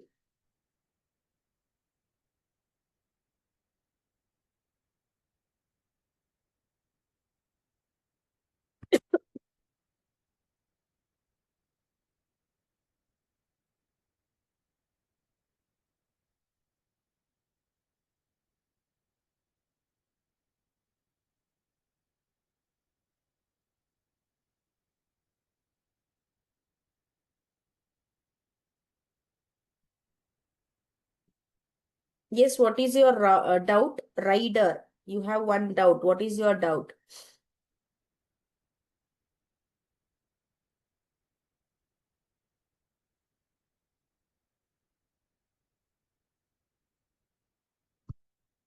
Just a minute.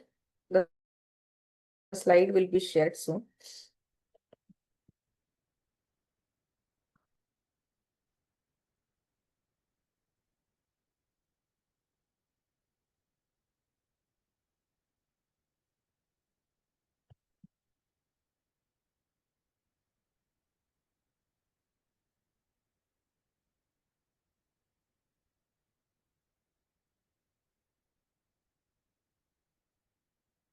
Oh. ಹಾ, ಸೊ ನಾನು ಅವಾಗ್ಲೇ ಹೇಳಿದ್ನಲ್ವಾ, ಲೋಹಗಳನ್ನ ನೀವು ಆಕ್ಸಿಜನ್ ಉಪಸ್ಥಿತಿಯಲ್ಲಿ ಉರಿಸಿದಾಗ ಏನಾಗತ್ತೆ, ಎಲ್ಲಾ ಲೋಹಗಳು ಲೋಹದ ಆಕ್ಸೈಡ್ಗಳನ್ನ ಫಾರ್ಮ್ ಮಾಡ್ತವೆ. ಫಾರ್ ಎಕ್ಸಾಂಪಲ್, ಈಗ ಮ್ಯಾಗ್ನೀಷಿಯಂ ಅನ್ನ ಆಕ್ಸಿಜನ್ ಉಪಸ್ಥಿತಿಯಲ್ಲಿ, ಮ್ಯಾಗ್ನೀಷಿಯಂ ರಬ್ಬರ್ ಅನ್ನ, ಇದನ್ನ ನಾವು ಯಾವುದು ನಮ್ಮ 1ನೇ ಚಾಪ್ಟರ್ ಅಲ್ಲಿ ನೋಡಿದ್ವಿ, ರಾಸಾಯನಿಕ ಕ್ರಿಯೆಗಳು ಮತ್ತು ಸಮೀಕರಣಗಳು ಚಾಪ್ಟರ್ ಅಲ್ಲಿ. ಮ್ಯಾಗ್ನೀಷಿಯಂ ಅನ್ನ ಆಕ್ಸಿಜನ್ ಉಪಸ್ಥಿತಿಯಲ್ಲಿ ಉರಿಸಿದಾಗ ಮ್ಯಾಗ್ನೀಷಿಯಂ ಆಕ್ಸೈಡ್ ಅನ್ನುವಂತಹ ಒಂದು ಉತ್ಪನ್ನ ಫಾರ್ಮ್ ಆಗಿತ್ತು ಅಲ್ವಾ, ರೈಟ್? ಸೊ ಇಲ್ಲಿ ಮ್ಯಾಗ್ನೀಷಿಯಂ ಆಕ್ಸೈಡ್ ಅಂದ್ರೆ ಏನು? ಇದು ಲೋಹದ ಆಕ್ಸೈಡ್,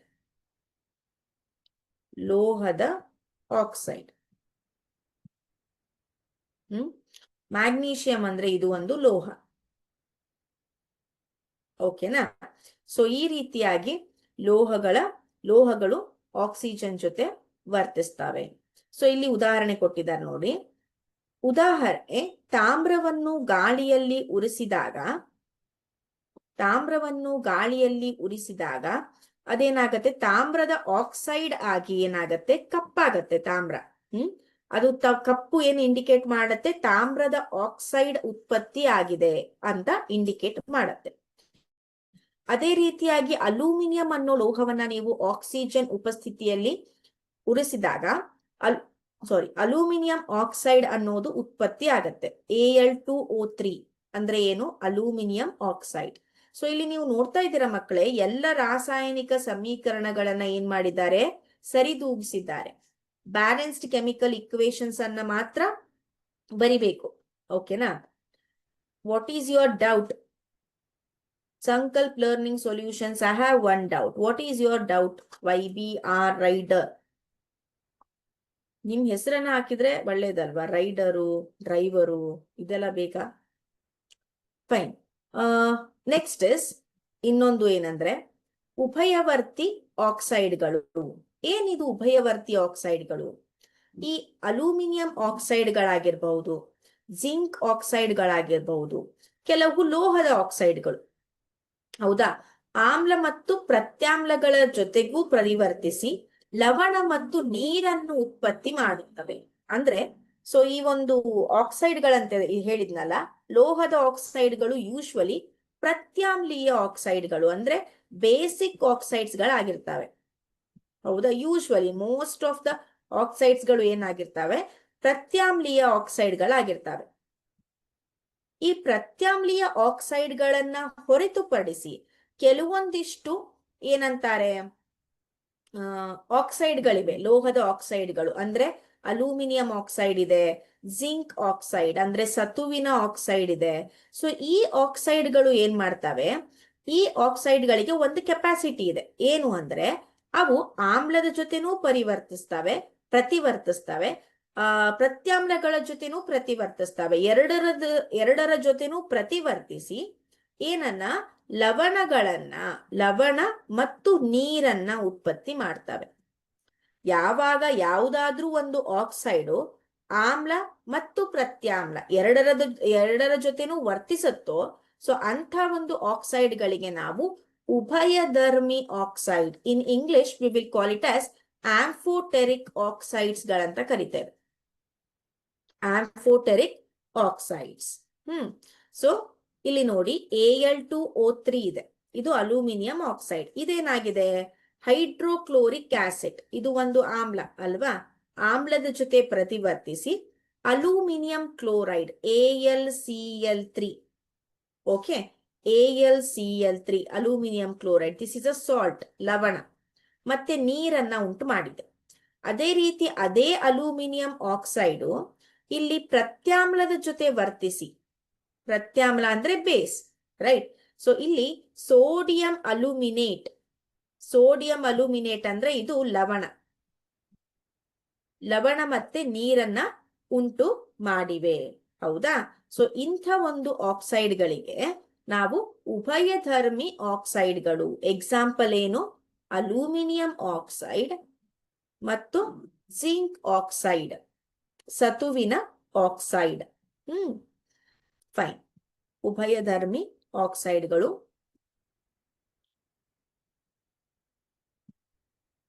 ನೆಕ್ಸ್ಟ್, ಸೋಡಿಯಂ ಮತ್ತು ಪೊಟ್ಯಾಷಿಯಂ ಲೋಹಗಳನ್ನು ಸೀಮೆ ಎಣ್ಣೆಯಲ್ಲಿ ಏಕೆ ಸಂಗ್ರಹಿಸಿಡ್ತೇವೆ? ಸೊ ಇಲ್ಲಿ ನೋಡಿ, ಸೋಡಿಯಂ ಮತ್ತು ಪೊಟ್ಯಾಷಿಯಂ ಲೋಹ ಅಂತ ಹೇಳಿದೆ. ಓಕೆ, ಪೊಟ್ಯಾಷಿಯಂ ಅನ್ನು ಸೀಮೆ ಎಣ್ಣೆಯಲ್ಲೇ ಸಂಗ್ರಹಿಸಿಡ್ತಾರೆ.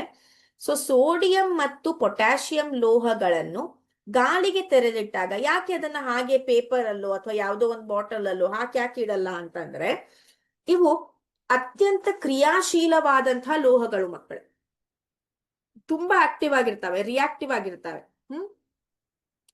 ಸೊ ಇಲ್ಲೇನಾಗತ್ತೆ, ಸೋಡಿಯಂ ಮತ್ತು ಪೊಟ್ಯಾಷಿಯಂನಂತಹ ಲೋಹಗಳು ಗಾಳಿಗೆ ತೆರೆದಿಟ್ಟಾಗ ಕ್ಷಿಪ್ರವಾಗಿ, ಅಂದ್ರೆ ವೆರಿ ಸೂನ್, ಹೈಲಿ ರಿಯಾಕ್ಟಿವ್, ಬೇಗ, ವಿದಿನ್ ಅ ಸೆಕೆಂಡ್ಸ್ ಕ್ಷಿಪ್ರವಾಗಿ ವರ್ತಿಸಿ ಬೆಂಕಿಯನ್ನ ಹತ್ಕೊಳ್ತಾವೆ.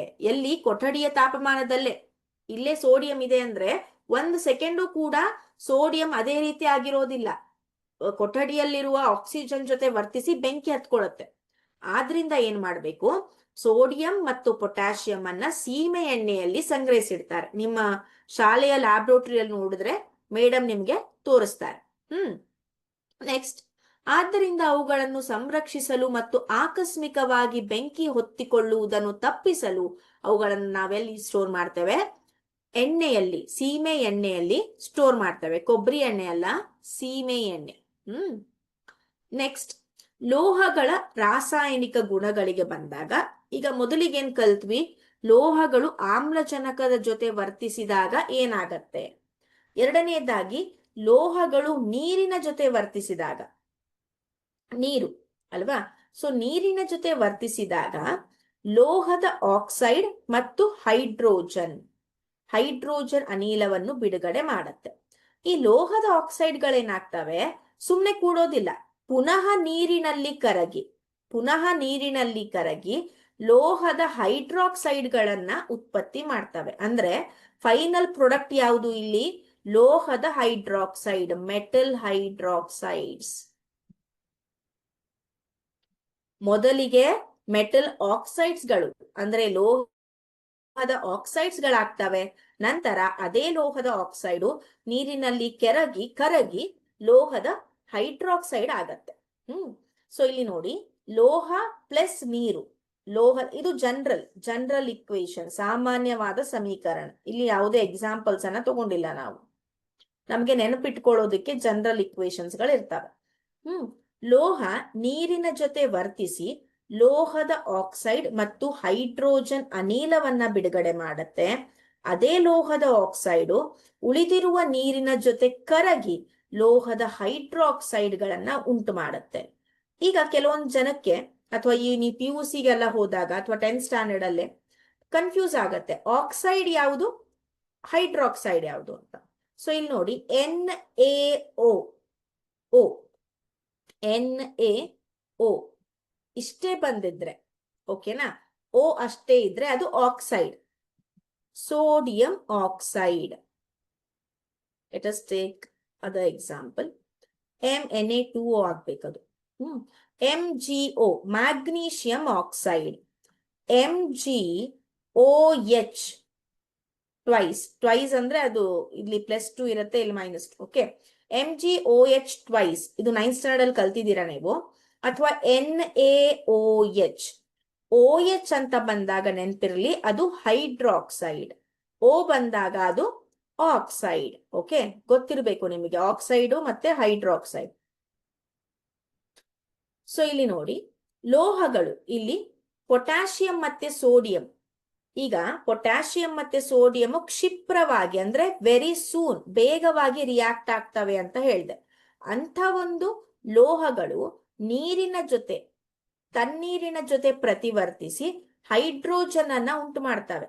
ಇಲ್ಲಿ ನೋಡಿ, K+H2O. ಇಲ್ಲಿ ಆಕ್ಸೈಡ್ ಫಾರ್ಮೇಶನ್ ಆಗ್ಲೇ ಇಲ್ಲ, ಡೈರೆಕ್ಟ್ ಆಗಿ ಹೈಡ್ರಾಕ್ಸೈಡ್ ಆಗಿತ್ತು. ಸೊ ಈ ಹೈಡ್ರೋಜನ್ ಅನಿಲ ಏನ್ ಬಿಡುಗಡೆ ಆಗತ್ತೋ ತಕ್ಷಣವೇ ಅದೇನಾಗತ್ತೆ, ಹೊತ್ಕೊಂಡು ಉರಿಯತ್ತೆ. ಸೊ ಅದರಿಂದ ಉಷ್ಣ ಶಕ್ತಿ ಬಿಡುಗಡೆ ಆಗತ್ತೆ. ಸೊ ಯಾವಾಗ ಉಷ್ಣ ಶಕ್ತಿ ಬಿಡುಗಡೆ ಆಗತ್ತೋ ಅಂತ ಒಂದು ರಾಸಾಯನಿಕ ಕ್ರಿಯೆಗೆ ನಾವೇನಂತ ಕರಿತೇವೆ?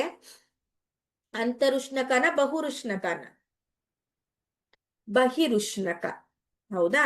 ಸೊ ಇಲ್ಲಿ ನೋಡಿ, ಮೆಟಲ್ ಲೋಹ, ನೀರು, ಲೋಹದ ಹೈಡ್ರಾಕ್ಸೈಡ್ ಮತ್ತು ಹೈಡ್ರೋಜನ್ ಅನಿಲ. ಯಾವಾಗ ಸೋಡಿಯಂ ಮತ್ತು ಪೊಟ್ಯಾಷಿಯಂ ಜೊತೆ ನೀರು ವರ್ತಿಸತ್ತೋ ಆ ಹೈಡ್ರೋಜನ್ ಅನಿಲ ಏನು ಬಿಡುಗಡೆ ಆಗಿರತ್ತೆ ಅದು ಹೊತ್ಕೊಂಡು ಉರಿಯತ್ತೆ. ಸೊ ಉಷ್ಣ ಶಕ್ತಿಯನ್ನ ಬಿಡುಗಡೆ ಮಾಡತ್ತೆ. ಬಿಕಾಸ್ ಈ ಪೊಟ್ಯಾಷಿಯಂ ಮತ್ತೆ ಸೋಡಿಯಂ ಏನಾಗತ್ತೆ, ಕ್ಷಿಪ್ರವಾಗಿ ವರ್ತಿಸುತ್ತವೆ. ಅಂಡರ್ಸ್ಟುಡ್? ನೆಕ್ಸ್ಟ್, ಇನ್ನು ಅಲ್ಯೂಮಿನಿಯಂ, ಕಬ್ಬಿಣ, ಸತುವಿನಂತಹ ಲೋಹಗಳು ತಣ್ಣನೆಯ ಅಥವಾ ಬಿಸಿ ನೀರಿನ ಜೊತೆ ಪ್ರತಿವರ್ತಿಸುವುದಿಲ್ಲ. ಇಲ್ಲಿ ನೋಡಿ, ಅಲ್ಯೂಮಿನಿಯಂ ಆಗಿರಬಹುದು, ಕಬ್ಬಿಣ ಆಗಿರಬಹುದು, ಸತು ಅಂದ್ರೆ ಜಿಂಕ್ ಅಂತ ಏನ್ ಹೇಳ್ತೇವೆ. ಸೊ ಇವು ತಣ್ಣಗಿನ ಅಥವಾ ಬಿಸಿ ನೀರಿನ ಜೊತೆ ವರ್ತಿಸೋದಿಲ್ಲ. ಮತ್ತೆ ಇದು ಯಾವ ರೀತಿ ವರ್ತಿಸ್ತವೆ ಅಂತ ಅಂದ್ರೆ, ಇವು ನೀರಿನ ಹಬೆ, ಸ್ಟೀಮ್ ಅಂತ ಏನ್ ಹೇಳ್ತೇವೆ, ಅದು ಕೂಡ ಒಂದು ನೀರಿನ ರೂಪ ಅಲ್ವಾ? ನೀರಿನ ಹಬೆಯ ಜೊತೆ ವರ್ತಿಸಿ ಲೋಹದ ಆಕ್ಸೈಡ್ಗಳನ್ನ ಮತ್ತು ಹೈಡ್ರೋಜನ್ ಗಳನ್ನ ಉಂಟು ಮಾಡುತ್ತೆ. ಇಲ್ಲಿ ನೋಡಿ, ಅಲ್ಯೂಮಿನಿಯಂ ಇದೆ, ಇದು ಲೋಹ, ನೀರಿನ ಜೊತೆ ವರ್ತಿಸಿದೆ. ಇಲ್ಲಿ ನೋಡಿ, ನೀರಿನ ಸ್ಟೇಟ್ ಅಂದ್ರೆ ಸ್ಥಿತಿ ಯಾವುದಿದೆ? ಜಿ ಅಂತ ಬರ್ದಿದೆ. ಜಿ ಅಂದ್ರೆ ಏನು? ಅನಿಲ. ಅನಿಲ ಅಂದ್ರೆ ಏನು? ನೀರು ಹಬೆಯ ರೂಪದಲ್ಲಿದೆ. ಸೊ ನೀರು ಹಬೆಯ ರೂಪದಲ್ಲಿ ಇದ್ದು ಅಲ್ಯೂಮಿನಿಯಂ ಅದರ ಜೊತೆಗೆ ಪ್ರತಿವರ್ತಿಸಿದಾಗ ನಮಗೆ ಸಿಗೋದು ಏನು ಅಂದ್ರೆ ಅಲ್ಯೂಮಿನಿಯಂ ಆಕ್ಸೈಡ್ ಮತ್ತು ಹೈಡ್ರೋಜನ್ ಅನಿಲ. ಅದೇ ರೀತಿ ಕಬ್ಬಿಣ ನೀರಿನ ಜೊತೆ ಅಂದ್ರೆ ನೀರಿನ ಹಬೆಯ ಜೊತೆ ವರ್ತಿಸಿದಾಗ ನಮಗೆ ಸಿಗುವಂತಹ ಪ್ರೊಡಕ್ಟ್ಸ್ಗಳು ಅಥವಾ ಉತ್ಪನ್ನಗಳು ಐರನ್ ಆಕ್ಸೈಡ್ ಮತ್ತು ಹೈಡ್ರೋಜನ್. ಓಕೆ, ಸೊ ಈ ರೀತಿಯಾಗಿ ನಮಗೆ ಲೋಹಗಳು ನೀರಿನ ಜೊತೆ ವರ್ತಿಸ್ತವೆ ಅನ್ನೋದು ಗೊತ್ತಿರಬೇಕು. ಇನ್ನು ಸೀಸ, ತಾಮ್ರ, ಇಲ್ಲಿ ನೋಡಿ ನೀರಿನ ಜೊತೆ ವರ್ತಿಸೋದು ನಮಗ್ ತುಂಬಾ ಇದೆ. ಒಂದು, ಪೊಟ್ಯಾಷಿಯಂ ಮತ್ತೆ ಸೋಡಿಯಂ ಏನಾಗತ್ತೆ, ತಣ್ಣನೆ ನೀರಿನ ಜೊತೆ ವರ್ತಿಸಿ ಏನಾಗತ್ತೆ, ಹೈಡ್ರಾಕ್ಸೈಡ್ ಗಳನ್ನ, ಹೈಡ್ರೋಜನ್ ಅನಿಲವನ್ನ ಬಿಡುಗಡೆ ಮಾಡಿ ಉಷ್ಣ ಶಕ್ತಿಯನ್ನ ಬಿಡುಗಡೆ ಮಾಡ್ತವೆ. ಅದೇ ರೀತಿ ಅಲ್ಯೂಮಿನಿಯಂ, ಸತು ಮತ್ತೆ ಕಬ್ಬಿಣ ಬಿಸಿ ನೀರು ಅಥವಾ ತಣ್ಣನೆ ನೀರಿನ ಜೊತೆ ವರ್ತಿಸೋದಿಲ್ಲ. ಅವು ಏನ್ ಮಾಡ್ತವೆ, ನೀರಿನ ಹಬೆಯ ಜೊತೆ ವರ್ತಿಸ್ತವೆ. ನೀರಿನ ಹಬೆಯ ಜೊತೆ ವರ್ತಿಸಿ ಏನ್ ಮಾಡ್ತವೆ ಅವು, ಅಲ್ಯೂಮಿನಿಯಂ ಆಕ್ಸೈಡ್ ಮತ್ತು ಜಿಂಕ್ ಆಕ್ಸೈಡ್ ಗಳನ್ನ, ಹೈಡ್ರೋಜನ್ ಅನಿಲವನ್ನ ಬಿಡುಗಡೆ ಮಾಡ್ತವೆ. ಅದೇ ರೀತಿ ಲೋಹಗಳಾದ ಸೀಸ ಅಂದ್ರೆ ಲೆಡ್, ತಾಮ್ರ, ಬೆಳ್ಳಿ ಮತ್ತು ಚಿನ್ನದಂತಹ ಲೋಹಗಳು ನೀರಿನ ಜೊತೆ ಪ್ರತಿವರ್ತಿಸುವುದೇ ಇಲ್ಲ. ಇವು ನೀರಿನ ಜೊತೆ ರಿಯಾಕ್ಟ್ ಆಗೋದಿಲ್ಲ, ರಿಯಾಕ್ಷನ್ ಮಾಡೋದಿಲ್ಲ, ಗೊತ್ತಿರಬೇಕು.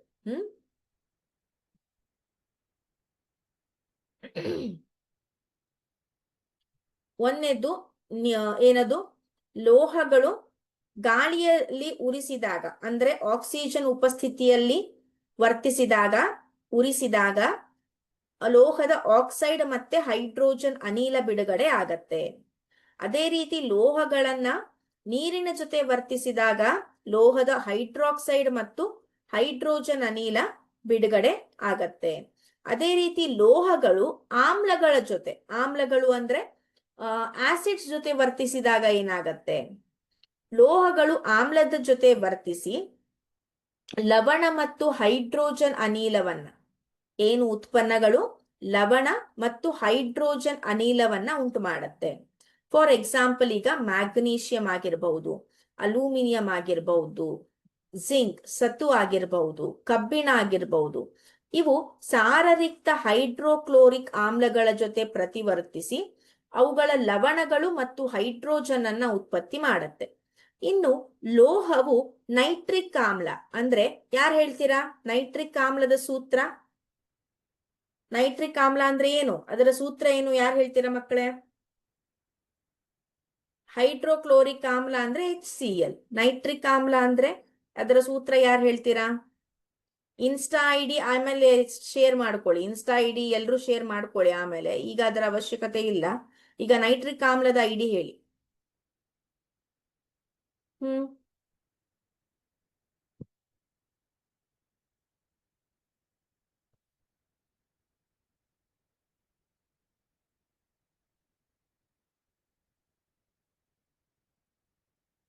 ನೋ, CH3COH ಅಸಿಟಿಕ್ ಆಮ್ಲ ರಾಹುಲ್, ಅಸಿಟಿಕ್ ಆಮ್ಲ ಅದು. ನೈಟ್ರಿಕ್ ಆಮ್ಲ ಏನು?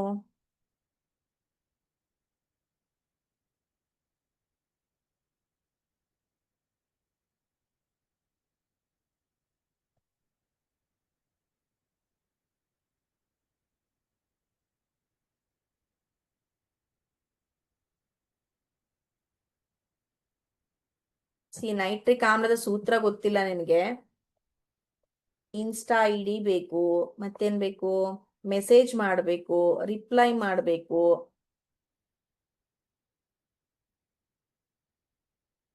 ಮೆಸೇಜ್ ಕಾಣಿಸೋದಿಲ್ಲ ಅಂತೆ, ಆನ್ಸರ್ ಮಾಡಿ ಮೊದಲು. ನಿಮ್ ಆನ್ಸರ್ ಕಮೆಂಟ್ ಅಲ್ಲಿ ಕಾಣಿಸುತ್ತೆ ಅನ್ನೋದನ್ನ ನೋಡೋಣ. KNO3 ಅಲ್ಲ, ಅದು ಪೊಟ್ಯಾಷಿಯಂ ನೈಟ್ರೇಟ್, ಅದು ಪೊಟ್ಯಾಷಿಯಂ ನೈಟ್ರೇಟ್. Very good. ಭೀ Bheemaraya. Okay, answered it. HNO3. Bhumika answered it. HNO3 nitric ಆಮ್ಲ. ಲೋಹವು ನೈಟ್ರಿಕ್ ಆಮ್ಲದ ಜೊತೆ ಪರಿವರ್ತಿಸಿದಾಗ ಹೈಡ್ರೋಜನ್ ಅನಿಲ ಬಿಡುಗಡೆ ಆಗೋದಿಲ್ಲ, ಯಾಕಂದ್ರೆ ಅದು ತುಂಬಾ ಏನು ಸ್ಟ್ರಾಂಗ್ ಆದ ಆಮ್ಲ. ಓಕೆನಾ? ಸೊ ಅಲ್ಲಿ ಹೈಡ್ರೋಜನ್ ಆಮ್ಲ ಬಿಡುಗಡೆ ಆಗೋದಿಲ್ಲ. ಮ್ಯಾಗ್ನೀಷಿಯಂ ಮತ್ತು ಮ್ಯಾಂಗನೀಸ್ ಗಳು ಅತಿ ಸಾರರಿಕ್ತ ನೈಟ್ರಿಕ್ ಆಮ್ಲದ ಜೊತೆ ವರ್ತಿಸಿ ಹೈಡ್ರೋಜನ್ ಅನಿಲವನ್ನ ಬಿಡುಗಡೆ ಮಾಡುತ್ತೆ. ಎಕ್ಸೆಪ್ಟ್ ದಿಸ್, ಮ್ಯಾಗ್ನೀಷಿಯಂ ಮತ್ತೆ ಮ್ಯಾಂಗನೀಸ್ ಇವು ನೈಟ್ರಿಕ್ ಆಮ್ಲದ ಜೊತೆ ವರ್ತಿಸಿ ಹೈಡ್ರೋಜನ್ ಅನಿಲವನ್ನ ಬಿಡುಗಡೆ ಮಾಡ್ತವೆ. ಸೊ ಇವು ಏನು, ಲೋಹಗಳು ಆಮ್ಲಗಳ ಜೊತೆ ವರ್ತಿಸಿದಾಗ ಏನಾಗತ್ತೆ ಅನ್ನುವಂತಹ ಒಂದು ಏನದು ಲವಣ ಮತ್ತು ಹೈಡ್ರೋಜನ್ ಉತ್ಪತ್ತಿ ಆಗತ್ತೆ ಅನ್ನೋದು ನಮಗೆ ಗೊತ್ತಾಯ್ತು. ಅದೇ ರೀತಿ ಆಕ್ಸಿಜನ್ ಉಪಸ್ಥಿತಿಯಲ್ಲಿ ಆಕ್ಸೈಡ್ ಮತ್ತು hydrogen,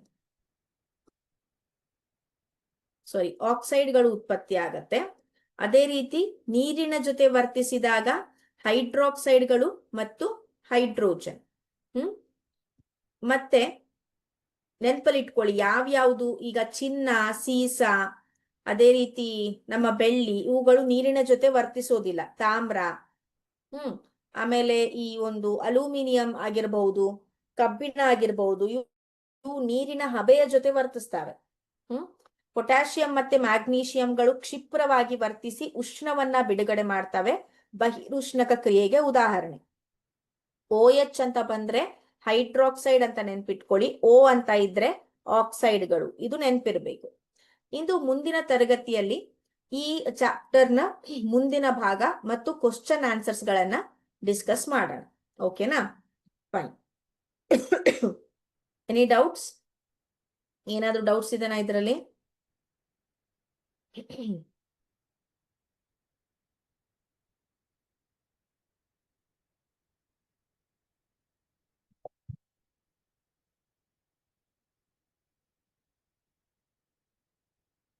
S.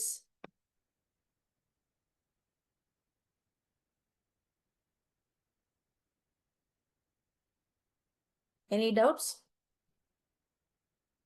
Okay, no problem. Let me end up the session here. Have a nice day. Take care. Bye bye. Please don't forget to comment how was the class.